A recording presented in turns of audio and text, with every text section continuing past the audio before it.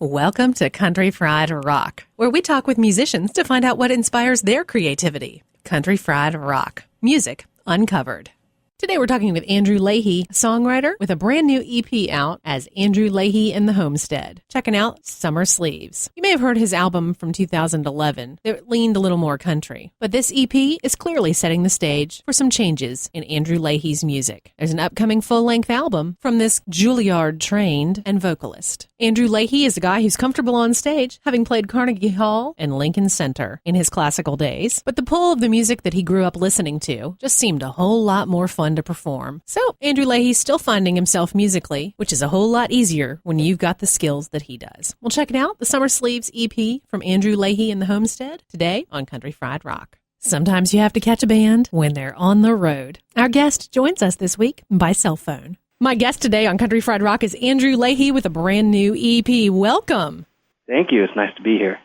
This isn't the kind of music you started out doing.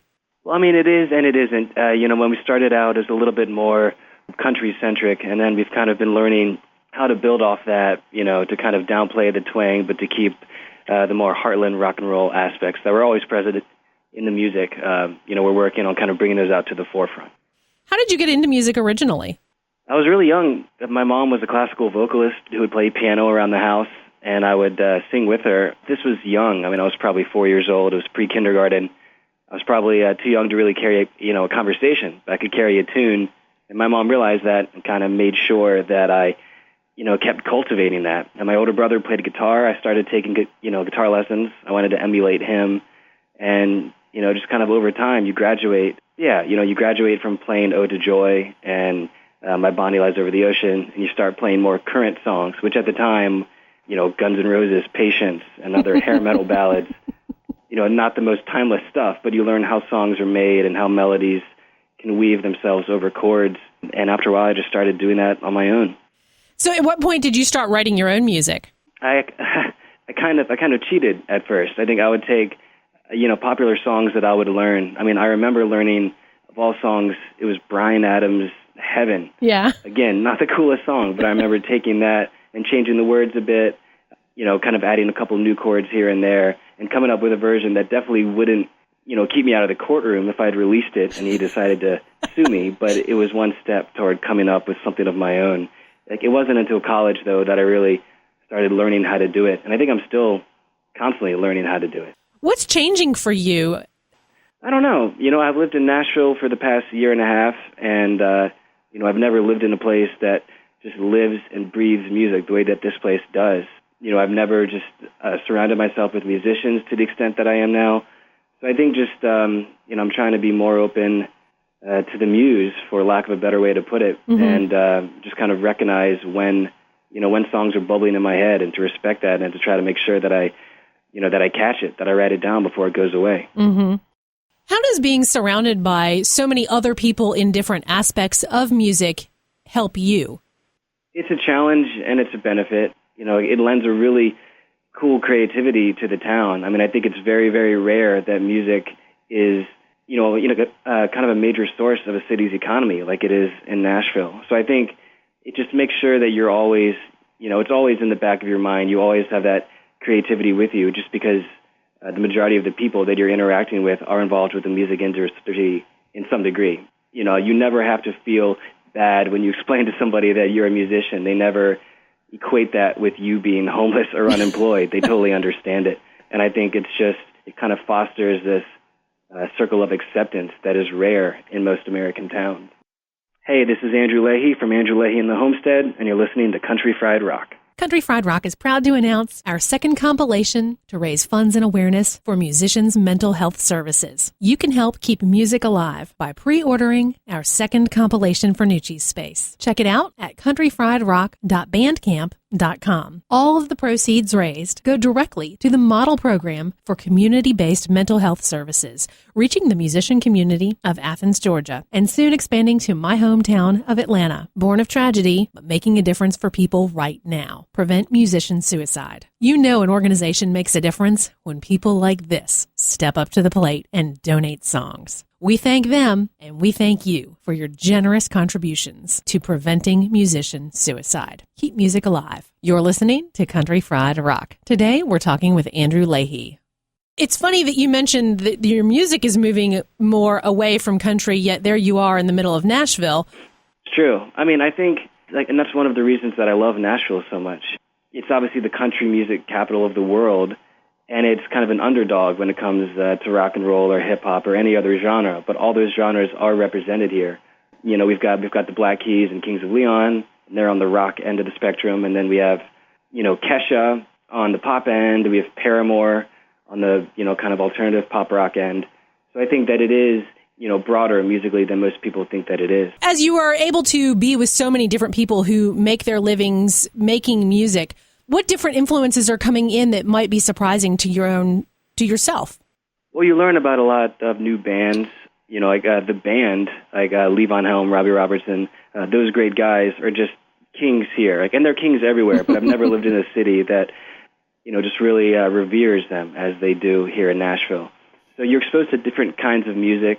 You learn more about just the process of playing live, just because all the bands here, play constantly around town.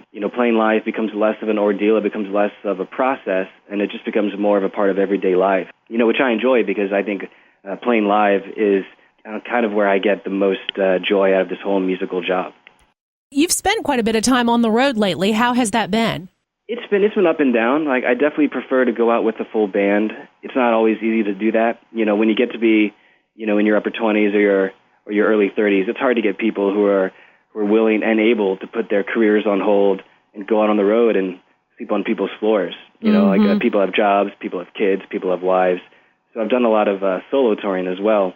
But again, playing live, for me, that is what music is. It's, playing a song and having people engage with it. I definitely enjoy going into the studio, but I think that's more of an isolated part of what I do, and kind of getting out there in front of people and playing with people on stage. I think that is where, that is what draws me. And so in that respect, touring is absolutely crucial, and touring is the ultimate goal. I'd love to be doing it even more than I am. The economics of touring have changed it for a lot of people, whether they want it to or not. How has that worked for you in finding other people to co-tour with? Yeah, well, I was actually on the road about 2 months ago, with a girl in town named Samantha Harlow, who you've had on the show kind of recently, I think. And that was a solo tour. It went pretty well. It's good to combine resources and to go on the road with another person who is also the front man of his or her band, because you get to, pool your contacts, and you're both working very, very hard to make sure that you have a good show and that you have local press and that you have people coming out to catch you play. So as you were able to do that, what have you found that was a pleasant surprise through that? Well, I think that when you're on tour with somebody, whether it's just one other person or your entire band, it's kind of like a big vacation. You have multiple people in a van, and you're traveling down the road, and the only difference is you're not renting out a house on a beach or something. You're playing in a smoky rock club, and then you're sleeping on people's floors. It can be really, really fun, and the friendships that you make and the ways that you learn to communicate on stage and off, just you don't really come across that in everyday life. I think that touring is great. I love it. This is Andrew Leahey in the Homestead. If you want to check out our new EP, Summer Sleeves, you'll find it on iTunes. Never miss a radio show from Country Fried Rock. Subscribe to our podcast on iTunes. Just search Country Fried Rock. Welcome back to our conversation with Andrew Leahey. What led to this EP? Came up with the first album, which was a bit more country-centric, but I've always been really, really crazy into bands like Tom Petty and Bob Dylan and the old 97s, groups and artists that definitely have that kind of heartland feel to them, but, they also have songs that you could hear on the radio and not just on country radio. So with the new EP, which, we're calling Summer Sleeves, kind of the plan was to get a group of songs that you could hear while driving down the highway, like songs that make you want to roll down the window, songs that remind you of summertime and warmer months, and all of the, good feelings that you normally associate with the summer. What were the logistics of that? Well, I think that the songs came first, and I think it's a smart idea to always let the songs come first. Like if you try to dictate kind of a larger framework and then make songs, that fit within that framework, I think you're not going to wind up with the best song. You know, you never really know what kind of songs are going to appear out of thin air, and you never really know what, you know, kind of direction your next collection of music is going to take. But the EP Summer Sleeves began when I was driving back from South by Southwest last year. It was March 2012. And I played a couple shows there, and I was squeezed into a conversion van with a bunch of other Nashville musicians. I mean, I think we had, you know, 9 or 10 people in this car that was not meant to squeeze 9 or 10 people into it. And I was on the floor the whole time because there was no room in the seats. And we were all exhausted, just totally burnt out. But we were also really, really happy with the job that we had all done in Austin. And I remember looking out the window, you know, like a rural Texas countryside was flying by. And I just wanted to write a song that kind of, you know, captured that feeling of, you know, like a job well done, and the feeling of, you know, for lack of a better word, freedom. You know, the kind of feeling that you get when you're barreling down a highway, you know, with people you love, you know, like having just played a bunch of killer shows at South by Southwest. And so, you know, like I could hear in my head kind of the opening riff of Little in Love. And I wound up just writing the majority of that song on the floor in the van, you know, not having a guitar, not having any musical instrument at my disposal. I could just hear how it would unfold. And then when I got back to Nashville, I pulled out my guitar, and the song was already there. What led to actually recording these songs? Well, I grew up in Richmond, Virginia, and last year I was going back often. You know, the band that played on my first album, the majority of those guys were all in Richmond, Virginia, and it was just easier to go back there and, you know, collect that group of guys and then go up and down the East Coast and play shows with them. During that process, I met this guy named James Mason, who also lives in Richmond, Virginia.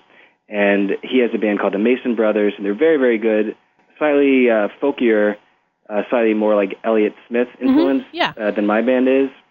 You know, but we got the idea to basically record some songs at his home studio. And what began as a collaborative project just kind of turned into the Homestead's next EP. And so I kept going back to Richmond every other month or so, and we would do, you know, 1 day of recording here and then 2 days of recording there. And we eventually wound up with those 4 songs. And they just felt, you know, good. They felt like they were supposed to be sandwiched all together on a 25-minute EP. You know, that just kind of gave rise to collecting everything under the heading of Summer Sleeves. So then, in terms of players, it was just all of y'all hanging out? Yeah, the band that plays on Summer Sleeves is more or less the band that played on the first album. There's a couple additions, there's a couple of subtractions, and a couple of special guests. You know, those guys are guys that I grew up with. You know, one of them was in my wedding. You know, like another of them played in a band at my wedding. And then a couple of them are newer friends, but, you know, we connected on the level that you connect with much older friends. Yeah, it was just us kind of going over to James Mason's house and hanging out and having a few beers or whatnot, and then capturing those songs. And we captured a couple of them live and, you know, did overdubs. Like, it was a cool process, definitely, doing that EP. Hey, this is Andrew Leahey with Andrew Leahey and the Homestead. If you want to check us out online, go over to andrewleaheymusic.com. Country Fried Rock is a proud sponsor of Front Porch Fest, coming to Stuart, Virginia, August 30th through September 1st. Get your tickets now at frontporchfest.com. You're listening to Country Fried Rock. Today, we're talking with Andrew Leahey. You mentioned a little bit about special guests and collaborations. What kind of opportunities like that have helped you expand what you're doing? I think the biggest thing is just co-writing with people here in Nashville. And in Nashville, there's a big, there's a whole, industry based around co-writing. You have a person like Shane McNally who's writing songs for Lady Antebellum. And, I don't really mean that kind of co-writing, but just, going over to a person's house, a person here in Nashville that does what you do. He leads a band. He writes songs. He tours with his band. And just kind of going over and talking with him, like hanging out with him and pulling out, a couple guitars and maybe strumming, a half-finished song that you might have, and then he might have an idea that helps you finish it. Those kinds of connections and the kind of communication that you have, like in a town like Nashville, where people like that just run rampant, I think that has been the biggest benefit. Yeah, Who Wants an Easy Love, of all the songs that I've written, that is the one that I'm most proud of. You don't really listen to that song and then imagine driving down the highway with your windows down. You imagine listening to that song in kind of a dark room and, getting like a little bit sad. But, I wrote that song about my wife. I've been married for 3.5 years. I kind of wanted to write a song that got to the heart of relationships, which I think, it's work. Whether you're in love with a person or whether you're just friends with a person, it isn't always easy. It requires work. It requires, It requires you to weather the bad parts in order to get to the good part. You need the bad in order to recognize what's good. And that's what that song is about. That kind of casts an eye back to the beginning of our relationship, where I was living in New York and Emily was living in North Carolina. And, we both had kind of these other people like orbiting around us, like in a romantic sense. And it was hard for us to just commit to each other because, we were long distance and it was going to be tough. We had to basically figure out whether it was worth it. And it totally was. And so that song tries to capture, that song basically captures the idea that like it's okay if a relationship is difficult, like it's supposed to be difficult, and it will pay off. That long distance aspect is an added element, but it's not any easier when you're together. Yeah, well, and that is also what Waiting on a Plane is about. My wife and I were long distance for 2 years, like basically up until we got engaged. We were long distance for 3 years, actually. And it's about, relying on phone calls and flight schedules, all these things that you can't really control to, keep the relationship alive. I think I've been told that there might be a full album in the works as well. There's always a full album in the works. It is time to put out a new one, and we're working on that. I'm writing songs, and we're talking with a couple different producers that I really like and that I have a good personal relationship with. One is this guy out in Oklahoma named Wes Sharon. He produced the John Fulbright album in 2012 and got nominated for a Grammy, and he also produced this album by a band called the Turnpike Troubadours. One of my newer set of influences. Just like I love that band. I love those guys. And the other producer that we've been talking with is this guy named David Barbie, and he's most well known for producing all the Drive-By Truckers albums. Dave Barbie and the Quick Hooks, he was in Sugar, all kinds of stuff. Oh, yeah. How did you hook up with him to mix this? We wanted to have, this sounds crass and calculated, but it wasn't. We wanted to have like a name on this record. We produced the first record ourselves, we mixed it ourselves, but he mastered it. Like it was a very self-contained project. And that was kind of how Summer Sleeves was shaping up to be. We produced it ourselves, recorded it at a buddy's living room in Richmond, Virginia. We kind of wanted to widen the Homestead family, so to speak. And we reached out to a couple different people. I just kind of went through my record collection and picked out albums that I really, really loved and, looked at who mixed it and who produced it and just put out a couple different feelers, and we got a great response back. Pretty much everybody that we contacted wanted to do it. All signs pointed to David Barbie. He was close enough so that I could drive down from Nashville and actually mix with him in his studio. A great studio where great albums have been made. That was just a great couple days. So that's how we wound up going with him. What do you learn by watching someone else mix like that and being part of that process? You learn about instinct, I think. When you've been doing it as long as a person as David Barbie has, he knows what works. He doesn't really question what he knows works. Mm-hmm. And so it was just great to be able to go into that studio where the Drive-By Truckers cut albums like Brighter Than Creation's Dark. It's just a gorgeous, beautiful, wonderful album. To go in there and to see the instruments they used and to, a mix on the same mixing board that he's using for our EP. So it's just good to watch other people who know what they're doing because you can't help but learn from that process. Hey, this is Andrew Leahey, and Sloan is awesome. Did you know you can download each podcast for free? Just scroll down to the bottom of the page on countryfriedrock.org. Welcome back to our conversation with Andrew Leahey. Are you going to be sharing bills with anybody? Yeah, we are sharing bills with people, and we're not doing the kind of package tour, where you caravan with another band and both of your vans kind of go down the highway and then you both play each show. We're doing one of the harder aspects of touring, I think, which is trying to look at the places that we're going and figuring out which local bands have a draw and which local bands would work well with our band. Just trying to make the connections, which are so crucial to this whole music performance thing. That's kind of where we're at right now. I would really, really like to get us on, on an opening tour for a person like Jason Isbell or the Turnpike Troubadours or, Roger Clyne and the Peacemakers, mm-hmm. a band that kind of does the thing that we do is the golden gig. And I think the way that you get that is just by being in the right place at the right time. And I think the way that you do that is by being all over the place. And so we're definitely trying to be all over the place this year. What would you like to be able to bring into the album process? You talked a little bit about floating out some producer ideas, but is there anything you would want to bring in that you haven't been able to do so far? Well, I would really like to bring just an honest-to-God producer into the process. We all know what we do well. We know what makes a song really resonate. Getting a producer, a person who can be totally objective and kind of stand back from the canvas and look at, what the canvas needs, something that our albums have lacked. And that would be just an absolute crucial part of the next album. So again, talking to people like David Barbie or Wes Sharon, trying to get a person who knows what we're doing and can help us evolve. That's priority number one. So any other things going on?